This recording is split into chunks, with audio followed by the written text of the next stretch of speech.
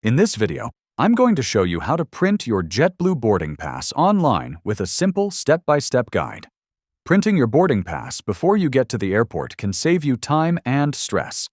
First, go to the JetBlue website and click on Manage Trips or Check-in. Enter your confirmation number, last name, and any other required details to find your booking. Once your booking appears, follow the prompts to check in for your flight. Make sure all your passenger info is correct. After checking in, you'll see an option to view or print your boarding pass.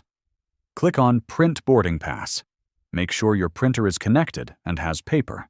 Adjust any print settings if needed, then print your boarding pass. If you prefer, you can also save the boarding pass as a PDF to print later or use it on your phone. Having your boarding pass printed and ready makes airport entry faster and smoother.